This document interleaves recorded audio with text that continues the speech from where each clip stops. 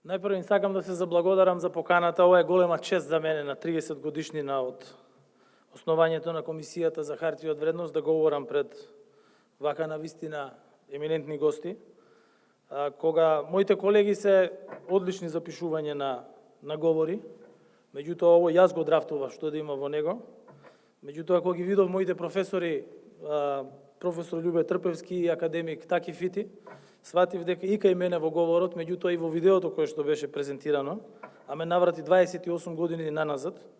Првите обуки не беа 1998 година, првите обуки беа 1994 година, кои што ги организираше професорот Љубе Трпевски, тој сигурно ќе се сети, на економскиот факултет. И тогаш се створи првата генерација на луѓе кои што научија што е брокерство, што се хартија од вредност и што се инвестицијски советници. Дел од нив подосна станаа брокери, дел станаа банкари, еден стана премиер. И добро е што после 30 години имаме стабилен пазар на хартија од вредност. Почитувана Нора Алити, председателка на Комисијата за хартија од вредност, почитуван председател на Собранието на Република Северна Македонија, господин Талат Џафери, почитуван министер за финансии, почитуван министер за образование, почитувани и драги колеги и почитувани гости. Со исклучително задоволство ја прифатив поканата да учествувам на одбележувањето на јубилејот 30 години од основањето на Комисијата за хартија од вредност. Комисијата за хартија од вредност уште на почетокот на создавањето на националниот и независен финансиски систем во нашата земја си го зазеде своето место и го дава својот значаен придонес во функционирањето на државата. Финансискиот и монетарниот суверенитет се основните компоненти на вкупниот суверенитет на секоја држава. Со донесување на пакетот закони од овие области во Собранието на Република Македонија во текот на 1922 година се постави институционалната рамка за долгорочен и стабилен финансиски систем. Во тој систем се вгради и улогата на Комисијата за хартија од вредност, која што е основана на 19 јуни 1992 година со одлука на владата на Република Македонија. Денес, 30 години подоцна, Комисијата е самостојно и независно регулаторно тело кое успешно ја остварува својата мисија да ги заштити инвеститорите, да се грижи за создавање и одржување на фер, сигурен, транспарентен и ефикасен пазар на хартија од вредност и да го олесни повлекувањето на капитал со што придонесува кон економскиот раст и развој на државата. Тоа е особено значајна мисија која што е дел од заложбите на владините политики за создавање и одржување на пазарно опкружување која оправдува довербата на инвеститорите и се карактеризира со транспарентност и интегритет. Комисијата за хартија од вредност заедно со Министерството за економија, Народната банка, Македонската берза и Централниот депозитар за хартија од вредност учествуваше со значаен инпут во креирањето на стратегијата за развој на финансискиот пазар што на предлог на Министерството за финансии ја усвои владата на Северна Македонија. Со оваа стратегија имаме за цел да го динамизираме пазарот на капитал и да достигнеме развиеност на ниво на просекот на Европската унија. Како индикатори за постигнување на оваа цел на стратегијата се нивото на пазарна капитализација, ликвидноста на пазарите на капитал, структурата на изворите за финансирање на проектите кај компаниите, структурата на инвестицијските портфолија на индивидуалните инвеститори и нивото на финансиска едукација.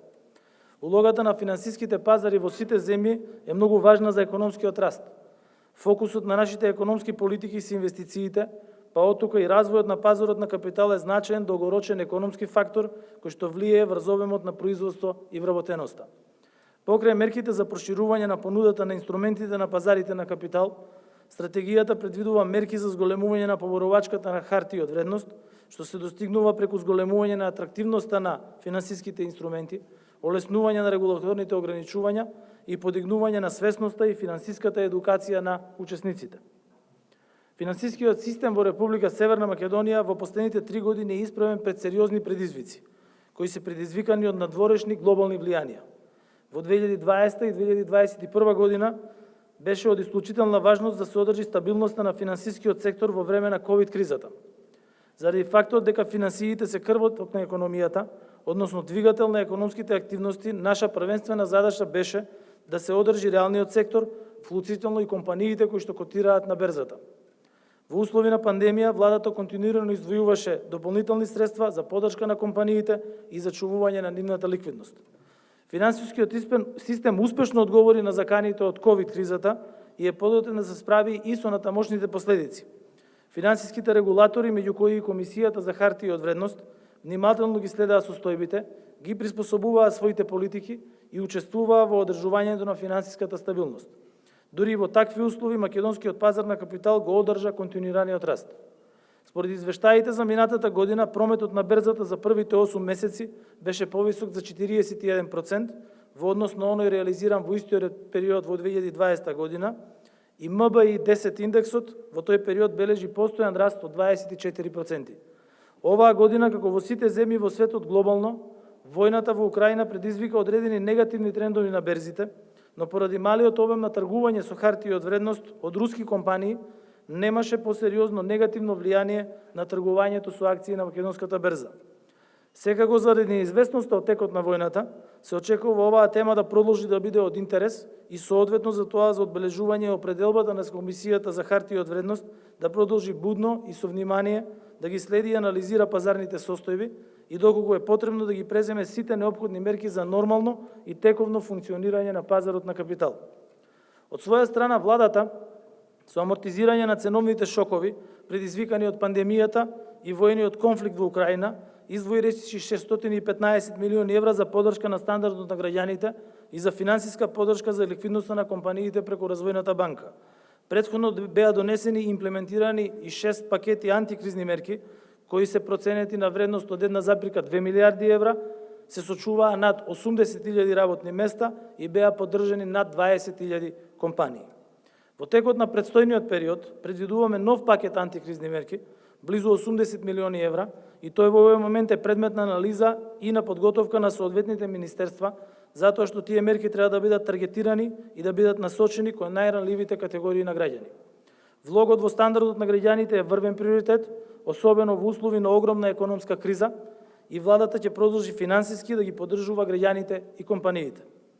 Паралелно со овие интервентни мерки за справување со економската криза, владата, заедно со останатите клучни регулатори, во нашата земја продолжува со стратегиски пристап за обезбедување на стабилен и одржлив финансиски систем. Целосно ја прифативме и преку Министерството за финансии активно учествуваме во креирањето на стратегијата за финтек секторот. Една од целите на оваа стратегија, во која учествува и Комисијата за хартија од вредност, е воспоставување високо координиран институционален систем за поддршка на развојот на иновативни технолошки решенија во финансискиот систем, што е од големо значење за јакнење на економијата. Уште еднаш ќе нагласам потребата од натамошно одржување стабилен, конкурентен и пазарно ориентиран финансиски систем, отпорен и флексибилен на брзите промени од окружувањето, кој што функционира во најдобар интерес за граѓаните и за целокупната економија. Во тој систем своја интегрална улога има и Комисијата за хартија од вредност, која денес го одбележува овој значаен јубилеј и која денеска се препознава како независна, одговорна, професионална, иновативна и транспарентна институција која ужива висока доверба и кредибилитет како во земјата, така и пред странските инвеститори. Честитки до сите сегашни и поранешни вработени во Комисијата за хартија од вредност и ви посакувам понатаму успешен придонес во стабилноста на нашиот финансиски систем. Ви благодарам.